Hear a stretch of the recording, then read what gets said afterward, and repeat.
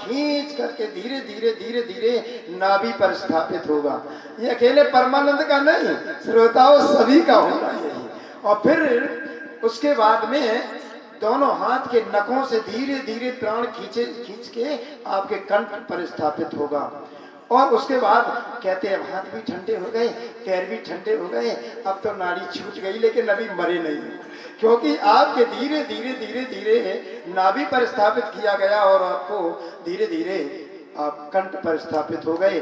और नाभि से जैसे ही ऊपर उठते हैं तो तीव्र वेदना होती है। उस समय व्यक्ति जो भी सदकर्म दुष्कर्म करता है, एक बार उसको पूरी रील याद आती है और धीरे से जब ऊपर उठता है तो बड़ी वेदना के साथ, ये दुराचारियों की वेदना मृत्यु बोल रहा हूँ, और उठता है हृदय पर आता है। हृदय से जब ऊपर आता तो लंबी सांस लेना चाहते हैं, लेकिन सांस नहीं, एक दो लंबी हिचकी आई और वह शरीर छूट गया।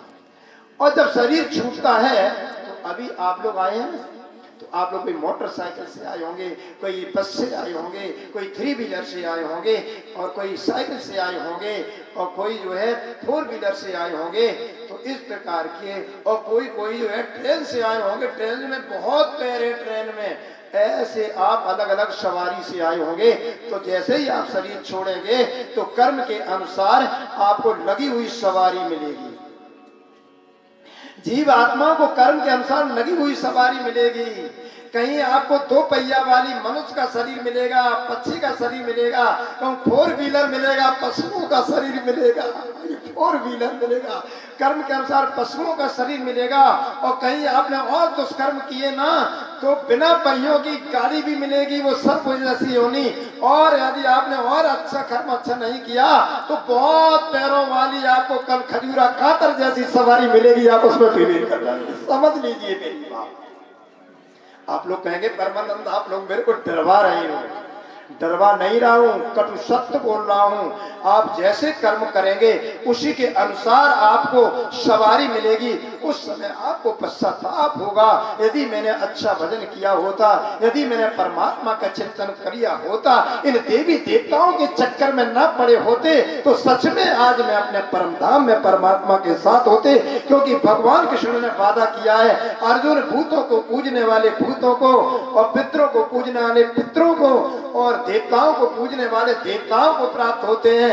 मेरा भक्त चाहे जैसे भजे, मेरे भक्त की कभी दुर्दशा नहीं होती है। मेरा भक्त मेरे को मिलता है, ठीक है ना। अब ये तो मेरी दशा होनी है। और जब मृत्युशैया होंगे तो एक भी पड़ोसी काम नहीं आएंगे, घर के कोई काम नहीं आएंगे। तेरेंगे बाबा सुनाई देता है तो कानों से सुनाई नहीं देता है, नेत्रों से दिखाई नहीं देखा, मुख से आवाज नहीं निकलेगी। उस समय तुम्हारी जो वेदना होती है, उस वेदना को कोई देवी देवता पार नहीं, क्योंकि वो सब शरीर में बैठे हुए हैं देवी देवता। इंद्री द्वार झरोका नाना ताता सुर बैठे करताना, आवत देखे विषय बिहारी ते हट देत कबाट उगारी। सब अंदर बैठे हैं, अंदर की कल्पना करके बाहर बना के तैयार कर दिए हैं। तो बाहर पूजा करो नहीं, अंदर करो तो ज्यादा अच्छा रहेगा। अब ऐसी स्थिति में ये एक भी तुम्हारे साथ नहीं होंगे। यदि आप परमात्मा का भजन करते रहेंगे तो सचमें अंत समय में आपके शरीर से मलमूत्र भी हो जाएगा। तो देवी देवता तो कहेंगे तो ये तो मलमूत्र कर रहा, मैं छूऊंगा तो अपवित्र होंगे, लेकिन पवित्र को भी परम पवित्र करने परमात्मा वो आपके मलमूत्र में भी आपकी भुजा पकड़ के ले जाएगा, क्योंकि वो कभी अपवित्र नहीं होता है। कैसी लग रही मेरी बात? सुनने में तो अच्छी लग रही है, परंतु आप लोग जब करेंगे तो बहुत लाभ मिलेगा।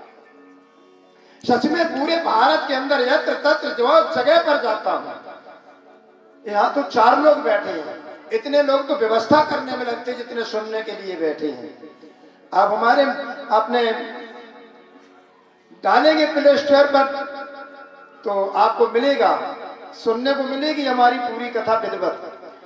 तो आप लोग इसलिए परमात्मा का चिंतन करेंगे। फिर ये तो मैं जानता हूँ, यमुना के जैसे ही पार होते हैं, इटावा की तरफ देवता कम है, हमारी तरफ उधर जैसे ही उत्तर में बढ़ते जाते तो ज्यादा भक्त ही भूत नहीं है मेरी तरफ। वहाँ शिक्षा का भी अधिक शिक्षा है, मतलब कोई भी घर में बिना भूखे रहेंगे, मजदूरी करेंगे, पर बच्चे को अच्छी शिक्षा दिलाते उधर। और आप लोग इधर जैसे ही जमुना पार करेंगे तो सबके घर में 2-2 3-3 त्रिशूल गड़े होंगे, मिट्टी के थान बने होंगे, ऐसे आप लोग उलझे हुए हो। अरे याद रखो, तुम ब्रह्म स्वरूप हो, तुम आत्म स्वरूप हो, तुमको कोई भी कष्ट देने में समर्थ नहीं। ये भागवत कहती है। परीक्षित, तुम क्यों डर रहे हो?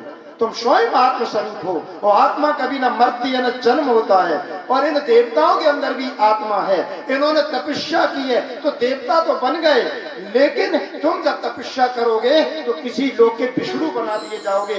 तुम जब तपस्या करोगे किसी लोग के ब्रह्मा बना दिए जाओगे।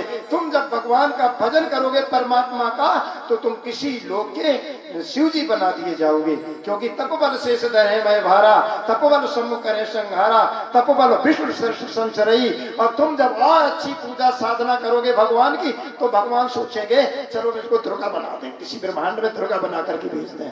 और तुम अच्छी सेवा समाज की करोगे ना, तो तुम्हारे गांव में लोग तुमको सदस्य चुन लेंगे, जिला पंचायत का कहीं प्रधान चुन लेंगे।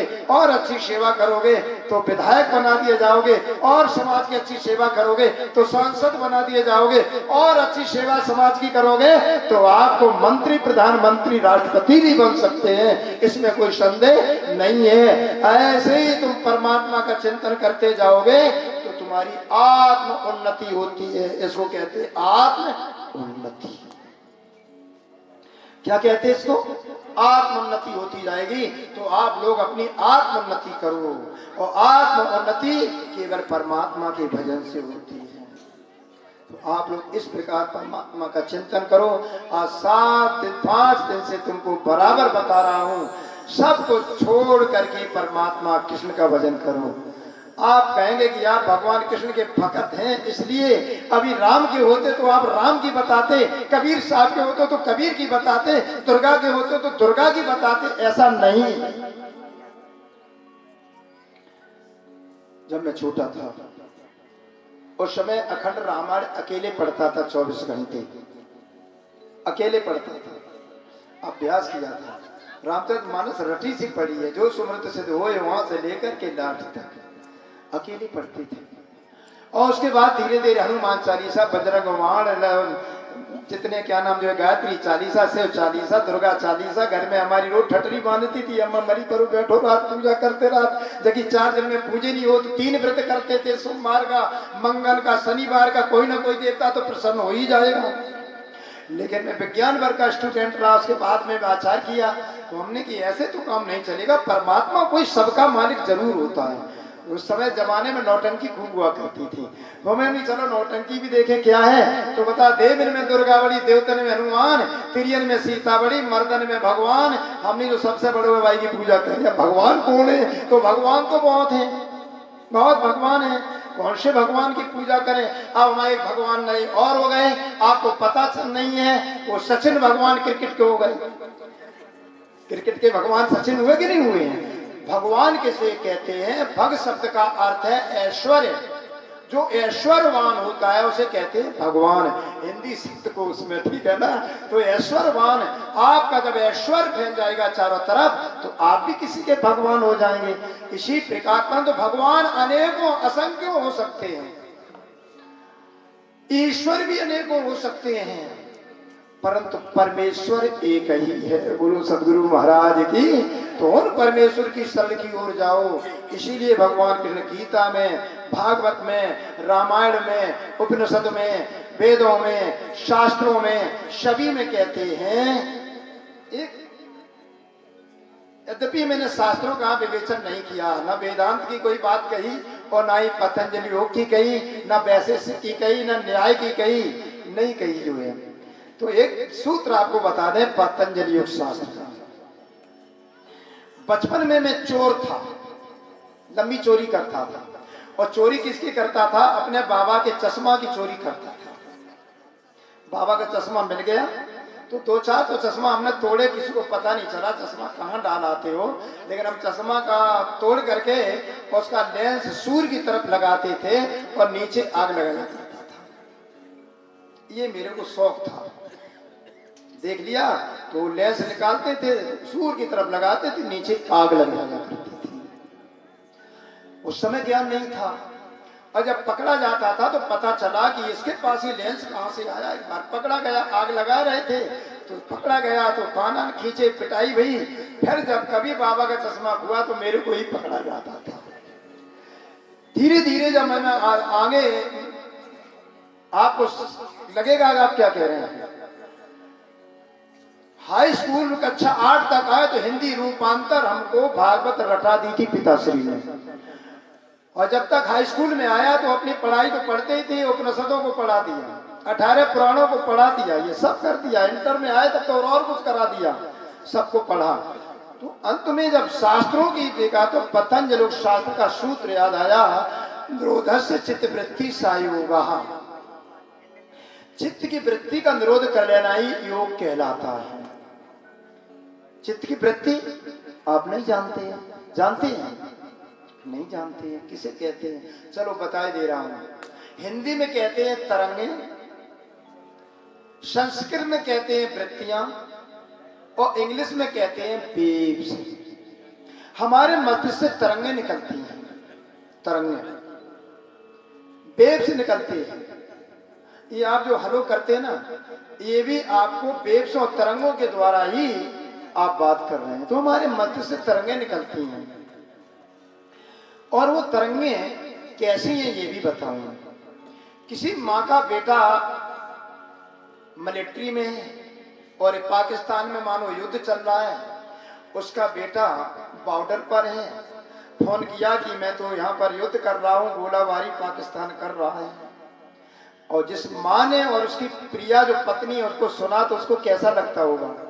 तो उसकी चित्त की वृत्ति अपने पुत्र और अपने पति पर लगी होगी। लगेगी ना लगेगी? क्योंकि बॉर्डर पर गोलाबारी हो रही तो उसका रात दिन चित्त की वृत्ति कहाँ लगी है? बॉर्डर पर चित्त वृत्ति लगी हुई वहां पर। जब उसकी चित्त वृत्ति तुम्हारी वहां पर लगी है तो तुम्हारी चित्त वृत्ति जो मस्तिष्क से निकलती है, उस चित्त की तरंग में आपका ऐसा ही रूप उस वृत्ति में छिपा हुआ है तरंग में, और वो उसके अंदर प्रवेश कर जाता तो उसको भी याद आती है, मेरी पत्नी मेरी माँ मेरे को याद कर रही है, क्योंकि तुम्हारी चित्त की वृत्ति जो निकलती है वो उसके अंदर प्रवेश कर गई है। और उसकी चित्त वृत्ति जब निकलेगी तुम्हारी याद करेगा तो तुम्हारे अंदर उनकी याद आने लगेगी। आप घड़ी पर देख लेना कि जब तुमको किसी की तीव्र याद आए अंदर से तो आप फोन करके पूछें आप कहाँ की, हमें आप ही की याद कर रहे, तब तक आपका फोन आ गया। ये क्या है आपको पता नहीं है कि जाने अनजाने आप जिसका चिंतन करते हैं आपकी चित्त वृत्ति प्रवेश कर जाती, जिसकी आप, और आपको चाहिए अमेरिका में नहीं कहीं पर भी हो, जिसका चिंतन करेंगे उसके अंदर चित्त वृत्ति प्रवेश कर जाएगी और तुमको याद आने लगेगी। ठीक इसी प्रकार अब आप क्या करते हैं, आपकी चित्त वृत्ति बटी हुई है चारों तरफ। किधर बटी हुई है? सबसे अधिक चित्त वृत्ति आपकी नष्ट होती है जब किसी से आपका झगड़ा हो जाता, शत्रु बना देती है। आपको इतना भगवान याद नहीं आएगा जितना आपको शत्रु याद आएगा। इसलिए सुखदेव जी महाराज कहते हैं परीक्षित, कभी किसी को शत्रु नहीं बनाना चाहिए। जो अपना आत्म कल्याण करना चाहता है वो निर्वैर रहे, किसी को शत्रु न बनाए। आज अभी यहाँ पर किसी का अपमान कर दिया जाए, भगा दिया जाए, तो भागवत तो 7-5 दिन की भूल जाएगा, लेकिन यही याद रहेगा कि मैंने क्या बिगाड़ा, मेरे को भगा दिया। शत्रु भाव है। सबसे अधिक शत्रु भाव में व्यक्ति की चित्त वृत्तियां ऊर्जा नष्ट होती है। इसी प्रकार शत्रु में, मित्र में, भाई में, पुत्र में, पत्नी में, अन्य प्रकार के व्यवसायों में, अन्य प्रकार के धंधों में, अन्य प्रकार के कार्यों में मेरी चित्त वृत्ति बटी हुई है। देहाती भाषा में कहते हैं मेरा ध्यान चारों तरफ बटा रहता है। उसी चित्त वृत्ति जो तुम्हारी चारों तरफ बटी हुई है और उसी चित्त वृत्ति को जब आप एक परमात्मा में लगा देंगे, एक परमात्मा में, तो वो चित्त वृत्ति जैसे आप अपने पुत्र का चिंतन करते हैं तो पुत्र को तुम्हारी याद आती है, ऐसे ही आप जब परमात्मा का चिंतन करेंगे तो तुम्हारी पूरी चित्त वृत्ति केंद्रित हो जाएगी और सीधे परमात्मा के अंदर प्रवेश करेगी। परमात्मा समझ जाएंगे कि मेरा वहाँ भक्त तबो में बैठा बैठा मेरे को चिंतन कर रहा है, अब तो मेरे को इसकी रक्षा करनी ही चाहिए। बोलो सदगुरु महाराज की। समझ में आ रही मेरी बात के नहीं? ये हमने आपको पतंजलि योग शास्त्र की एक सूत्र की व्याख्या की है। जिस प्रकार सूर्य की किरणें, बहुत सी किरणें इस लेंस पर पड़ती हैं, उस लेंस ने सारी किरणों को केंद्रित करके नीचे आग लगाती है। इसी प्रकार जब तुम्हारी चित्त वृत्ति केंद्रित हो जाएगी, परमात्मा का चिंतन करेंगे, तो अनेकों अशुभ, अनेकों आडंबर, अनेकों अंधविश्वास, अनेकों बीमारियां, अनेकों उपाधियों को नष्ट कर करके वो अंत में सब में आग लगाता हुआ और आपको परमात्मा के चरणों में पहुंच जाएंगे। फिर आपको किसी वैद्य की जरूरत नहीं है, फिर आपको किसी भगत की जरूरत नहीं है। जब आप ऐसा चिंतन करेंगे, इस प्रकार परमात्मा का चिंतन करेंगे, तो जिस पुत्र रो रहा है उसके ऊपर हाथ रखेंगे, सही में किसी की जरूरत नहीं पड़ेगी, तुम बहुत बड़े बन जाओगे। इसलिए मैं तुमसे कहता हूं कि आप लोग अपनी ऊर्जा को केंद्रित करो, आप लोग स्वयं इस प्रकार बनो। इसीलिए अब मैं आपको एक छोटी सी बात बताऊं। एक बार मां, उनका नाम था धनबाई,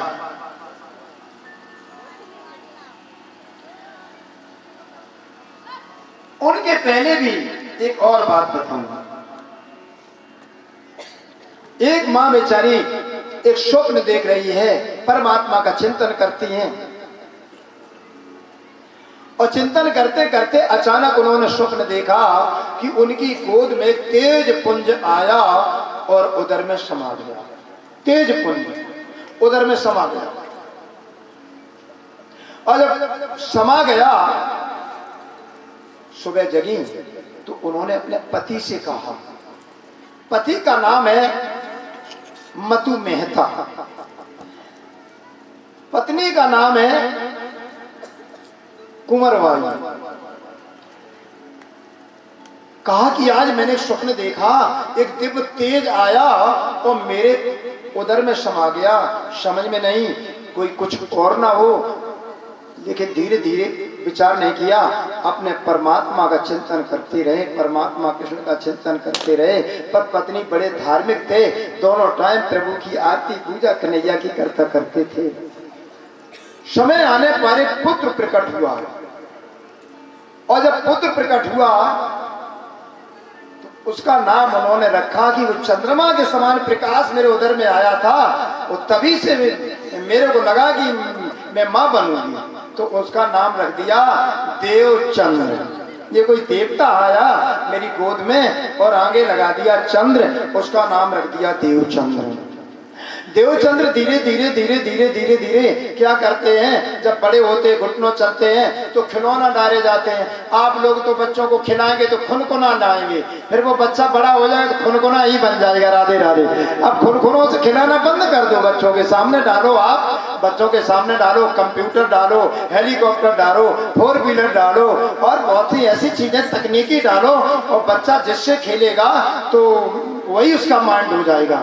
हमारे कुछ शिष्य अमेरिका में हैं, तो कहते गुरुजी अमेरिका में जब बच्चा घुटनों चलता है तो खिलौना आते हैं, तो ये खिलौना नहीं दिए जाते हैं, उसको कमरे में छोड़ दिया जाता है, और कंप्यूटर है, हवाई जहाज है, मिसाइलें हैं, गने हैं, और अनेक प्रकार डॉक्टरी की सिरेंजें हैं, ये सब उपकरण डाले जाते हैं। जिस खेल से बच्चा अधिक खेलता है वही शिक्षा उस बच्चे को दी जाती है, और वो बच्चा आज अमेरिका कहाँ पर है।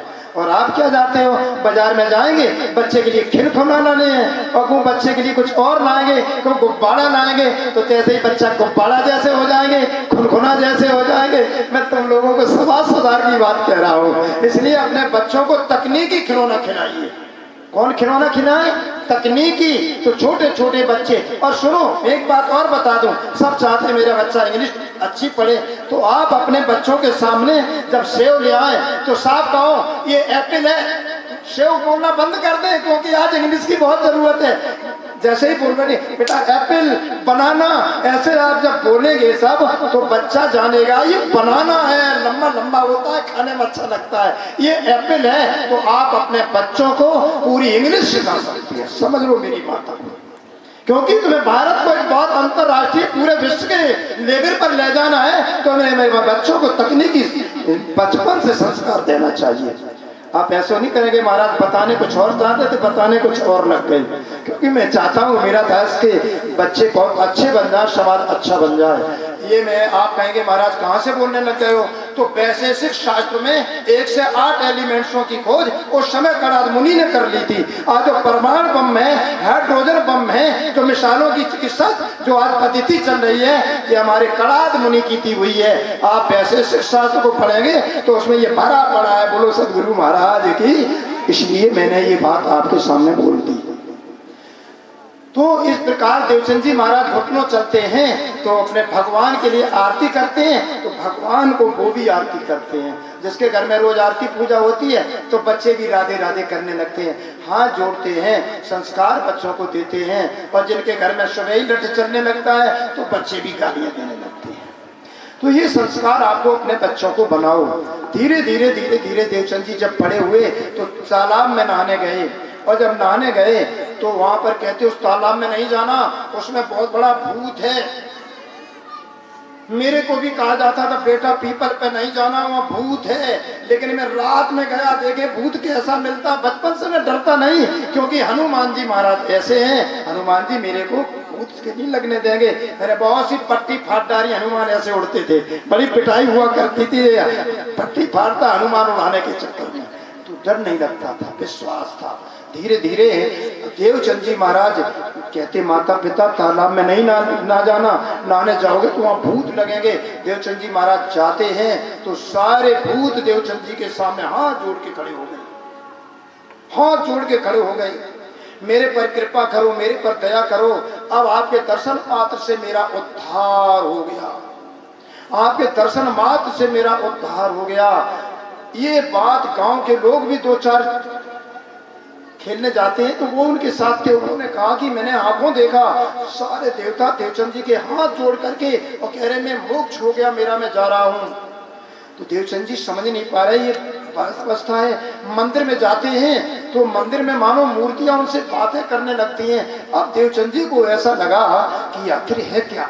अवस्था जब धीरे धीरे उनकी 8-10 वर्ष की हुई तो उनके पिताजी जाया करते थे कच्छ में, कच्छ में व्यापार के लिए जाया करते थे। उन्होंने कहा कि मैं भी कच्छ में जाऊंगा, किसी प्रकार भजनगर कच्छ में मैं भी जाऊंगा।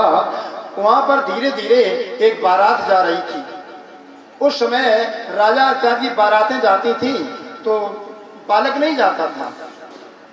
आज के 400 वर्ष पहले की बात है, बारात नहीं जाया करती थी। उस समय राजा के कुंवर का खाना दिया जाता था, उसके साथ बाबरें पड़ती थी। तो खाना विवाह होने जा रहा था और जैसे ही कहा कि मैं भी चलूंगा आपके साथ, तो आगे मंत्री ने कहा कि वजीर ने कि आप नहीं चल सकते हो मेरे साथ, आपके साथ सवारी किया है कि कोई नहीं। तो उनके पास तो ऊंट थे। और ये बात कहाँ है, उमरकोट गांव की। आज वो गांव पाकिस्तान में है प्यारे भगत प्रेमियों। उस समय क्या होता है, देवचंद जी ने तो सोच लिया था मेरे को जाना ही है। अब उन्होंने उस समय, और उमरकोट में रेगिस्तान पड़ता है, मरुभूमि बोलते उसको, तो उन्होंने अपना थोड़ा सामान ले लिया, थोड़ा आटा भी ले लिया, तवा भी रख लिया, मैं अपनी रोटी बना के खा लिया करूँगा, माता पिता को नहीं बताएंगे। और धीरे से बारात की प्रतीक्षा करने लगे। बारात तो निकल गई, ऊँटों की थी। देवचंद जी देखे माता पिता जी बैठे हैं। उन्होंने देखा कि जैसे ही अवसर मिला तो तब तक देवचंद जी निकले तो सूर्यास्त हो गया।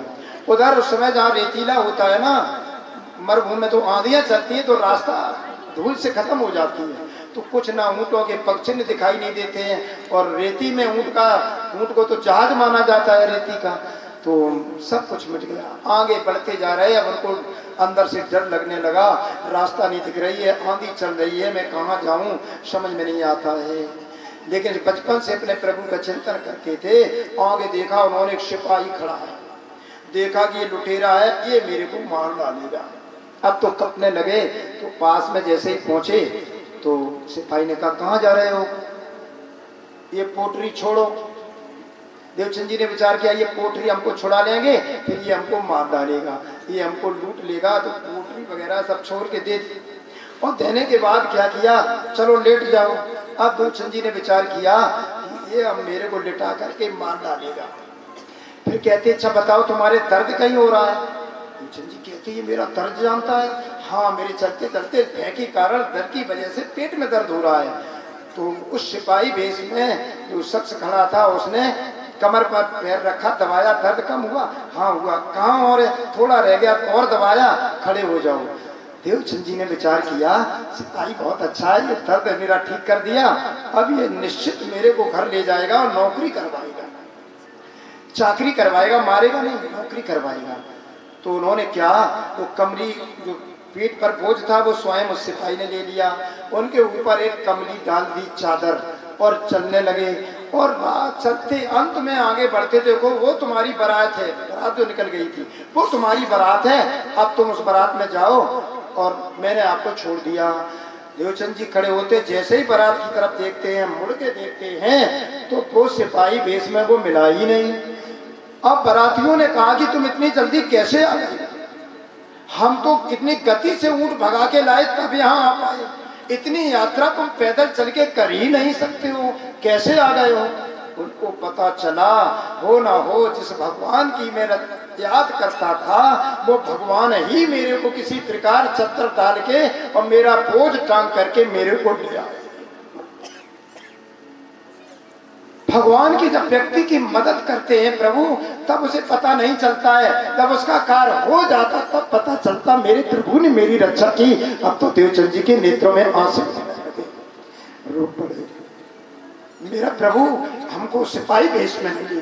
और इस प्रकार देख करके अब कहते हैं मंत्री लोग वहां के बराती, या तो तुम मेरा भोजन करो और मेरा भोजन नहीं करो तो आप सीधा ले लो। उस समय छूत बात बहुत थी, वो काष्ठ परिवार में जन्म हुआ था उनका, तो मेरा आटा ले लो।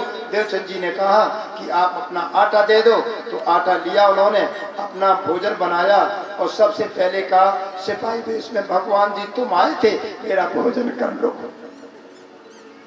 तुम लोगों के जीवन में अनेकों बार प्रभु आए होंगे, अनेकों बार तुमको प्रभु ने अपने संकट से उबारा होगा, और जिस प्रभु ने जिस भेष में उबारा तुमने पहचान भी नहीं पाया होगा। एक बार जो तुमको उबारे के एक बार उसको भी तो भोग लगा दो, ना मालूम प्रभु तुमको कौन भेष में आए। देवचंद जी कहते प्रभु तुम सिपाही वेश में थे, मेरे को रास्ता बताया, एक बार भोजन कर लो।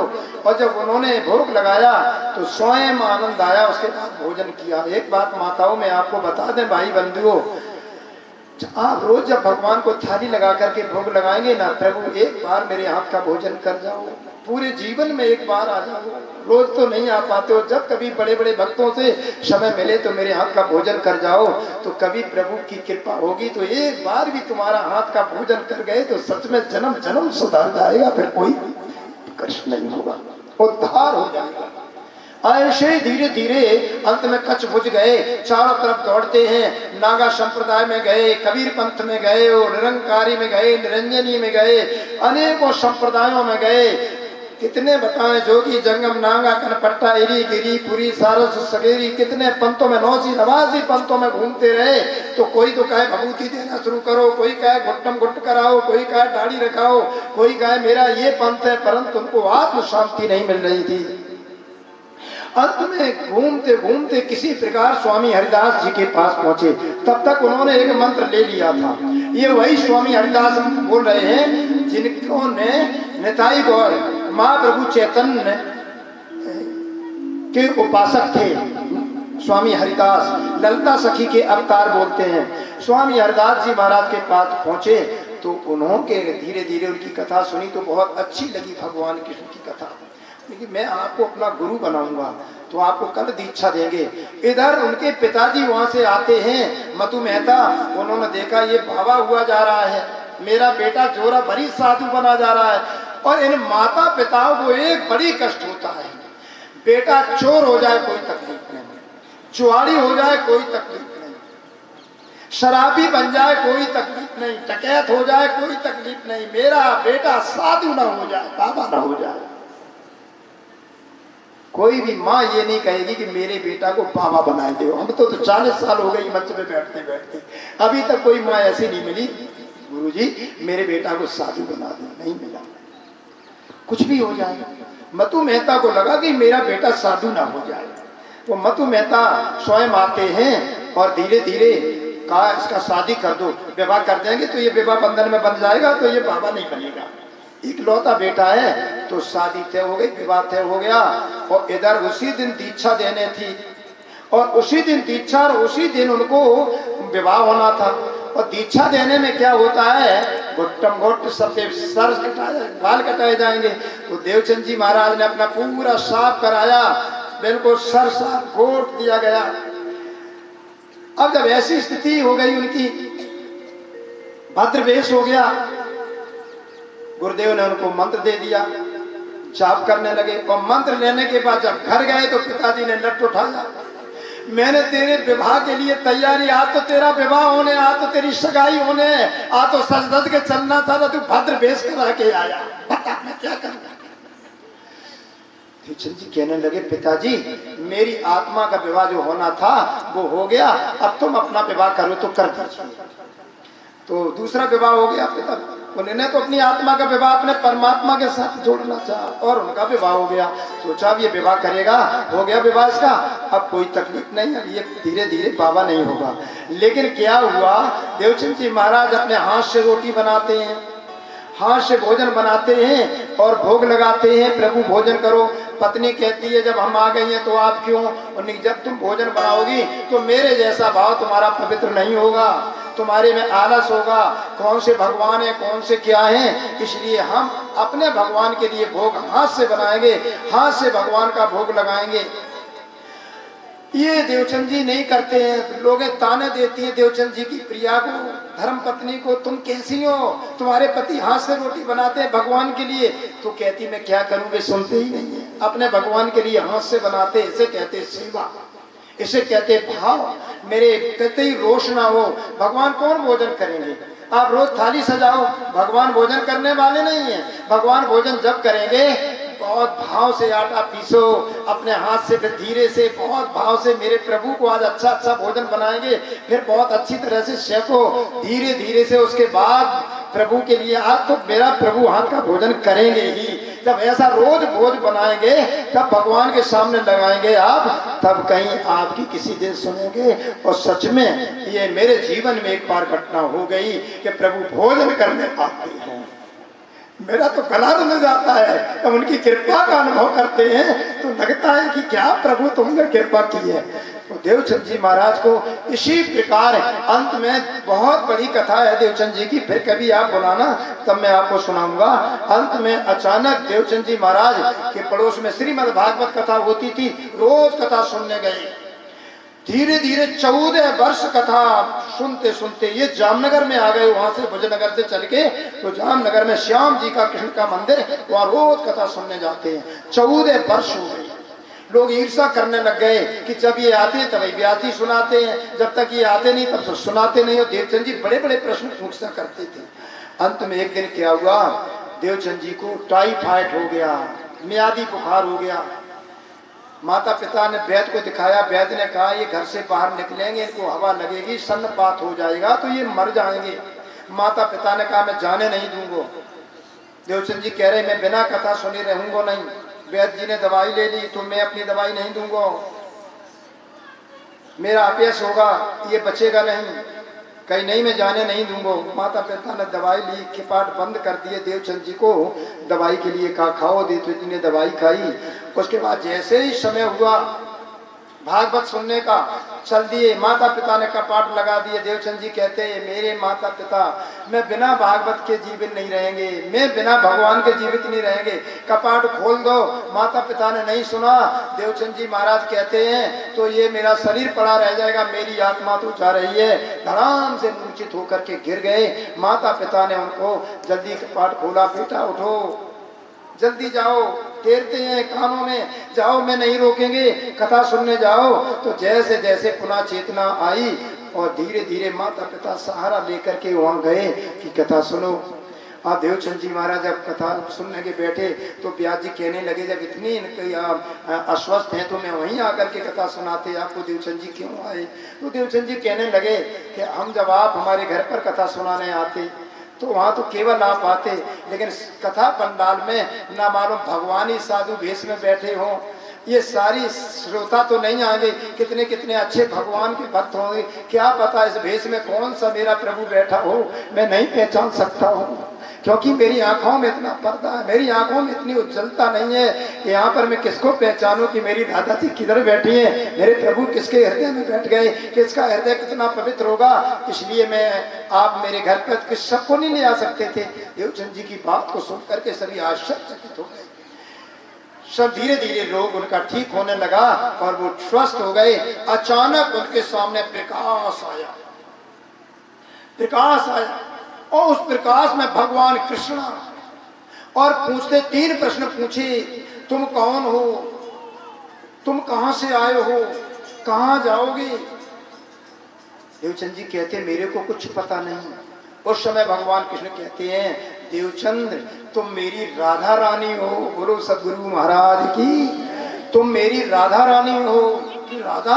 हाँ, तुम उस समय द्वापर में जब लीला करते थे तब तुम राधा थे, अब तुम देवचंद जी के रूप में प्रकट हुए हो। हाँ, जैसे ललता सखी स्वामी हरदास के रूप में प्रकट हुई है, ऐसे ही देवचंद तुम राधा जी हो मेरी, तुम्हें अपनी पहचान करो, तुम श्यामा जी की आत्मा हो। देवचंद जी कहते हैं मेरे को पता नहीं है, तो मेरे तो आप आत्मा के पति हैं प्रभु। हो गई तो क्या पहचान हो गई, मेरे आत्मा के पति कौन है, परमात्मा कृष्ण। देवचंद जी को फिर बताया तुम्हारा धाम परम धाम है। तो प्रभु कहते हैं कि अब तेरा काम है समाज के जीवों को जगाओ। अब ये कलयुग आने वाला है तो कैसे जगाएंगे, तो कहते मैं तुम्हारे हृदय में बैठेंगे। उस समय देवचंद जी महाराज को उन्होंने मंत्र दिया, उसी को कहते निज नाम। बोलो सदगुरु महाराज की। वो मंत्र दिया जो अब तक छिपा था। 5 नाम कबीर मुख भाका, 6वां नाम गुप्त कर रखा, ला इलाहा मोहम्मद रसूलुल्लाह। ये 6 कलमा इस्लाम धर्म में मोहम्मद सल्लल्लाहु अलैहि वसल्लम ने कहे, परंतु वास्तविक कलमा उन्होंने भी गुप्त कर दिया। परंतु इसी प्रकार खग जाने खगही की भाषा चाहे उमा गुप्त कर रखा।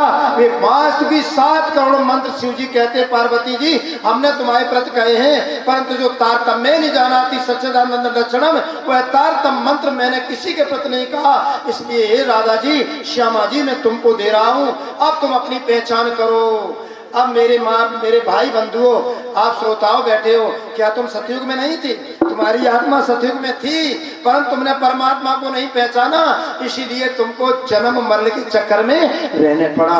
तुम द्वापर में भी थे, तुम त्रेता में भी थे, तुम द्वापर में थे। आज के 5000 वर्ष पहले तुम्हारी आत्मा थी, तुम्हारे शरीर थे।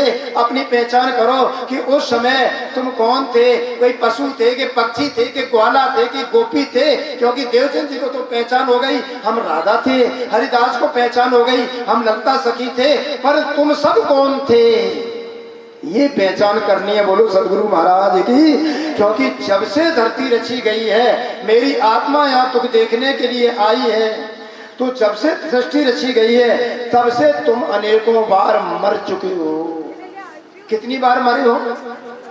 अनेकों बार मर चुके हो। समझ लीजिए कैसे, जब जल में आए तो मगर बने और बूढ़े होकर मगर का शरीर छोड़ दिया, मछली का शरीर पाया, बूढ़े होकर वो भी छोड़ दिया, फिर पशु का शरीर पाया, वो भी बूढ़े होकर छोड़ दिया, सर्प बने, वो भी बूढ़े होकर के छोड़ दिया। इसी प्रकार 84 लाख योनियां हमने भोगी और सारे शरीर छोड़ दिए। सभी की हड्डियां आज इस धरती पर पड़ी होंगी। बोलो सदगुरु महाराज की। आप पशु रूप में थे, पशु रूप की अस्थियां पड़ी होंगी, मछली सर्प की पंजर गुम पड़ी होगी। ऐसे शरीर तुमने 84 लाख छोड़ दिए, अंत में ये शरीर रहा। कल परसों मैंने बताया था यहाँ गड्ढा खोदा जाए। मैं अपने एक जगह मेरा स्थान बन रहा था, एक टीला सा था बहुत बड़ा, तो हमने कहा बेटा ऐसे खोद दो, एक सी कर दो। खोद रहे थे तो पूरा आदमी बैठा हुआ निकल आया, पूरा कंकाल। लोग भागे, गुरु जी हमने क्या हो गया, बोलो बोलो। गुरु जी पूरा आदमी बैठा है, देखो कितना भारी खोपड़ा, सब बैठा है ऐसा ही कंकाल। तो हमने इसने काट लिया तुमको? डर लगता। हमने तो जल्दी उसे ऐसे ही एक डला में भरा और गड्ढा खोद के उसे काट दिया। मैंने कहा इधर आओ। हो सकता पहले तुम्हारी हड्डियां यहाँ पर हो, तुम पहले मनुष्य हो, तुमने शरीर छोड़ दिया और तुमको यहाँ गाड़ दिया गया और तुम अपनी हड्डियों को देख करके डर रहे हो। इसलिए मेरे प्यारे घर प्रेमियों, इस संसार में कितनी बार मेरी अस्थियां पड़ी होगी, किस किस को आप लोग हो। इसलिए ये जन्म मरण के दुख को दूर करने के लिए भागवत कथा है। किसी ने नहीं सुनाया होगा कि शिव पुराण से मोक्ष होगा, बताया किसी ने? तब 17 पुराणों पूरे रच गए, महाभारत की रचना हो गई, फिर भी व्यास जी को संतुष्टि नहीं हुई, असंतोष रहा। अंत में पता चला जगत जीवों की मोक्ष कैसे होगी कि श्रीमद् भागवत से होगी। तो भागवत से मुक्ति क्यों होगी? भागवत में क्या है? भागवत में अक्षरातीत परमात्मा कृष्ण की दिव्य लीलाएं हैं। वेद पुराणों को शास्त्रों का सार, 4 वेद, 6 शास्त्र, 17 पुराण, महाभारत, सभी का सार है श्रीमद् भागवत। भागवत का सार है 10वां स्कंद। नवदा भक्ति से परे है 10वीं भक्ति, परा प्रेम लक्षणा भक्ति। और भागवत के 10वें स्कंद का सार है 35 अध्याय, ब्रजलीला और रासलीला। और 35 अध्याय का सार है 5 अध्याय। कौन? 29, 30, 31, 32 और 33। ये 5 अध्याय भागवत में रासलीला के बोले जाते हैं। जैसे हमारे शरीर में 5 प्राण हैं, प्राण, अपान, उदान, बयान, समान, इसी प्रकार श्रीमद् भागवत के 5 प्राण हैं। और भागवत के 5 प्राण रासलीला का स्वामी कौन है? परमात्मा कृष्णा। ऐसे परमात्मा कृष्ण रास बिहारी हैं, उनकी कथा को सुन करके तुम लोगों को मोक्ष मिलेगा। और ये कथा आपको द्वापर के लास्ट में सुनने को मिली है, और ये कथा कलयुग के सौभाग्य से तुमको मिली है। और कलयुग जैसा युग मिला, और भारतवर्ष जैसा देश मिला, सनातन जन धर्म जैसा तुमको धर्म मिला होता कोई और धर्म तो याद रखो, अफगानिस्तान में लोग अपने बच्चों के भ्रूण जो मर जाते हैं उनको जला के खा जाते हैं। आतंकवादी लोग, वहाँ की ये दशा है, मनुष्य को खा जाते, छोटे छोटे बच्चों के गर्भ गिरा करके उनको भून भून कर खाते हैं। तो भगवान मिलते तुम लोगों को। ऐसे भारत जैसे पवित्र देश में तुमको जीवन मिला, भारत जैसे देश में जीवन मिला, वो भी मनुष्य का शरीर मिला, और वो भी राम और कृष्ण की जीवन के बीच में हमको जगह मिल गई। और वो भी अक्षरातीत परमधाम के परमात्मा श्री कृष्ण की श्रीमद् भागवत का वह रास का ज्ञान। और रास का स्वामी कौन है? कृष्णा। बड़ा भोला है कन्हैया। कितना भोला है? श्याम को कहते सलोना। कैसा है श्याम? सलोना। श्याम सलोना है। एक बार सखियों ने विचार किया, श्याम को श्याम श्याम कहते हैं, ये सदैव मिश्री खाता रहता है। चलो उन्होंने क्या किया, मिश्री के जैसा डेला नमक का तैयार किया और कहा कन्हैया आज आओ, आज आपको बहुत अच्छी मिश्री ताजी बना के लाए हैं, लेकिन शर्त एक होगी, आप जैसे मिश्री खाते हो जल्दी से खाओ, मेरे को चलना है। गोपियों ने कहा, श्याम सुंदर ने ली जल्दी, वो तो सब जानते थे। और उन्होंने जैसे ही ली पूरी पकवान, और जैसे ही वो मिश्री मुंह में डाली तो कहने लगी कि आप बात, मैं केवल श्याम मिश्री खाता था, आज तो तुम गोपियों ने मेरे को श्याम सलोना बना दिया। बोलो तो बड़ी बात देखी। यानी सब्जी में नमक न डालो तो कैसा हो जाता है? अलोना। और नमक डाल दो तो क्या हो जाता है? सलोना।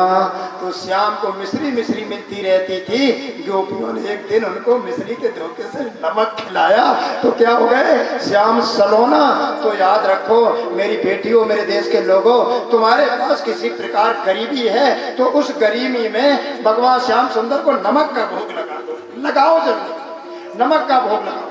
तुम्हारी टूटी झोपड़ी है, भगवान को बैठा रहो, और जब उनके ऊपर पानी गिरेगा तो सच में तुम्हारा मकान बना देगा। मैं आपको विश्वास दिला करके कह रहा हूँ, ऐसे अनेकों लोगों का जीवन का कल्याण हो गया। लेकिन आप तत्तर मत भटको। कहाँ कहाँ भटकोगे आप? कितने देवता पूजोगे आप? ना भटको तत्तर। अरे सारे देवताओं का स्वामी एक परमात्मा कृष्ण है। जितने देवता हैं, जितनी शक्तियां हैं, वो सब परमात्मा कृष्ण से प्रकट होती हैं। अब देखो, तुमको पता नहीं है, देवी भागवत में आया है, आप नवमें स्कंद को पढ़ेंगे, और ब्रह्मवत पुराण में भी नवमें स्कंद में आया है। ये सारी देवियां कहाँ से प्रकट होती हैं तुमको पता है? देखो मैं बता दूं। अच्छा बताओ, दुर्गा मैया के पास शेर कहाँ से आया? भगवान शिव जी के पास नंदीश्वर कहाँ से आए पता है आप लोगों को? विष्णु के पास चक्र कहाँ से आए? इन देवताओं के गदा वगैरह ये सब कहाँ बनते हैं? यानी तुम्हारी फैक्ट्री तो बॉम्बे में है, कानपुर में है और जबलपुर में बड़ी बड़ी गनों की फैक्ट्रियाँ हैं। इन देवताओं के ये चक्र गदा और ये सब बड़ी बड़ी अस्त्र शस्त्र बनते हैं देवताओं के, इनकी फैक्ट्री कहाँ है पता है आप लोगों को? नहीं है पता। ये बैकुंठ से 50 करोड़ योजन दूरी पर जो गोलोक धाम है वहीं से सारे देवता प्रकट होते हैं। गोलोकनाथ से देवी भागवत में पढ़ेंगे, भगवान गोलोकनाथ से मूल प्रकृति प्रकट होती है। मूल प्रकृति से प्रकृति रूपी देवी प्रकट होती है। मूल प्रकृति राधा से प्रकृति राधा प्रकट होती है। 2-3 राधा हो गई, समझ जाइए आप। देवी भागवत में पढ़ेंगे तो मूल प्रकृति कृष्ण गोलोक धाम के कृष्ण से मूल प्रकृति राधा प्रकट होती है और मूल प्रकृति राधा से राधा प्रकट होती है, प्रकृति राधा। और प्रकृति राधा भगवान श्याम सुंदर के साथ खेल रही थी एक बार। कहाँ? गोलोक धाम में, जो बैकुंठ से 50 करोड़ योजन दूरी पर है। प्रकृति राधा खेल रही थी, तब तक उन्होंने विचार किया तो उनकी गोद में एक शिशु आ गया। प्रकृति राधा की प्रकृति राधा ने शिशु को फेंक दिया अथाह मोह जल में। ब्रह्मा की आयु पर्यंत वो बालक मोह जल में पड़ा रहा। सहसा 2 रूपों में हो गया, एक अंडाकार और एक बालक के रूप में बन गया। वो अंडाकार हो गया, वही हिरण्यगर्भ है, बोलो सतगुरु महाराज की। और जो बालक बन गया वो बालक परमात्मा श्री कृष्ण की तेज में 16वीं कला की बराबरी कर रहा था। भगवान गोलोकनाथ ने प्रकृति राधा को श्राप दे दिया, प्रकृति राधा आज से तुम निसंतान हो जाओ। बड़े मन से सुनना, आज से तुम निसंतान हो जाओ। और इतना ही नहीं, तुम्हारे अंश से जितनी स्त्रियां होंगी रूप लावण्य से संपन्न होने पर भी संतान का मुख नहीं देख सकती। ये भगवान गोलोकनाथ ने श्राप दे दिया प्रकृति राधा को। उन्हीं प्रकृति राधा से प्रकट होती है कौन? लक्ष्मी जी महारानी प्रकृति राधा से प्रकट होती हैं। विष्णु की प्रिया है। अब बताओ, विष्णु भगवान के कोई पुत्र हुआ? लक्ष्मी जी ने किसी पुत्र को जन्म दिया बैकुंठ में? नहीं दिया। लक्ष्मी जी के कोई पुत्र नहीं है बैकुंठ में, क्योंकि श्राप लगा है। उन्हीं प्रकृति राधा से प्रकट होती है कौन? सती जी महारानी, दुर्गा महारानी। अब बताओ, किसी पुत्र को जन्म दिया? नहीं दिया। उन्हीं प्रकृति राधा से प्रकट होती है ब्रह्मा की पत्नी सावित्री। बताओ, ब्रह्मा के कोई पुत्र हुआ? उन्होंने सृष्टि रचना रची है। इसी प्रकार उन्हीं प्रकृति राधा से प्रकट होती है कौन? सरस्वती जी महारानी, विष्णु प्रिया है, उनको कोई पुत्र नहीं हुआ। अब आप विचारो तो सारी देवियां प्रकट होती, देवी भागवत में आपको पढ़ने को मिलेगा। ये सारी देवियां प्रकट होती हैं किनसे? प्रकृति राधा से। प्रकृति राधा मूल प्रकृति राधा से प्रकट होती है। मूल प्रकृति राधा भगवान गोलोकनाथ से प्रकट होती है। अब सारी देवियां तो इनसे प्रकट होती हैं। दुर्गा जी कहने लगी, और 5 मुख्य सदाशिव ये भगवान गोलोकनाथ से प्रकट होते हैं। प्रकृति राधा से जो दुर्गा प्रकट होती हैं, भगवान गोलोकनाथ ने दुर्गा का हाथ सदाशिव के हाथ में दिया। गोलोकनाथ में भावरें नहीं पड़ती हैं, किसका हाथ दे दिया? यानी दुर्गा का हाथ किसको दे दिया? 5 मुख्य सदाशिव शिव के हाथ में। और जाओ ले जाओ। भगवान भोलेनाथ कहने लगे, प्रभु मैं गृहस्थ जीवन में नहीं जाना चाहता हूँ। कौन? 5 मुखी सदाशिव कह रहे, मैं गृहस्थ जीवन में नहीं जाना चाहता हूँ। भगवान कहते हैं, सदाशिव तुम ज्ञान के अधिष्ठात्र देवता बनोगे, जाओ मेरी आज्ञा रहो। दुर्गा कहती, प्रभु मैं आपका भजन कैसे करूंगी? कहते, चिंता नहीं करो, हम सदैव आपके साथ होंगे। इस प्रकार गोलोक धाम से ही आए। मेरे प्यारे प्रेमियों, आपने शिवपुराण पढ़ा होगा, शिवपुराण की कथा सुनी होगी। एक बार ब्रह्मा विष्णु झगड़ रहे थे, युद्ध कर रहे थे, मैं बड़ा। रुद्र संहिता में पढ़ेंगे तो वहां पर गोलोक धाम से तेज आया। गोलोक धाम के गोलोकनाथ का ही तेज आया। वही तेज शिवलिंग के रूप में, लोग कहते हैं वो शिवलिंग है, वो तेज का प्रकाश पुंज है, वो गोलोक धाम से आया था। और वो तेज था भगवान गोलोकनाथ से प्रकट हुए थे। तो सारे जितने देवी देवता हैं वे सब भगवान गोलोकनाथ से प्रकट होते हैं। और गोलोकनाथ साधना किसकी करते हैं? परम धाम के कृष्ण की, रास बिहारी की। और जो गोवर्धनधारी हैं उनकी साधना। जब तुम रास बिहारी गोवर्धनधारी की साधना करने लग जाओगे तो ये सारे देवी देवता तुम्हारे पास होंगे, फिर ये तुमको कोई नहीं सताएगा। आप ये भय निकाल दें कि हमको कोई सताएगा। ये शुद्ध देवी भागवत बोल रहा हूँ। आप लोग ये मत समझो ये 5 दिन में आपको मैंने धीरे धीरे 18 पुराणों से, शास्त्रों से, महाभारत से सारा सार सुना दिया। बोलो सदगुरु महाराज की। इसी प्रकार आप लोग अब वो जो बालक पड़ा था, जिसको त्याग दिया था, जिसके कारण पीड़ित राधा को श्राप लगा, वो बालक कौन है? वही बालक कहलाता है महाविष्णु।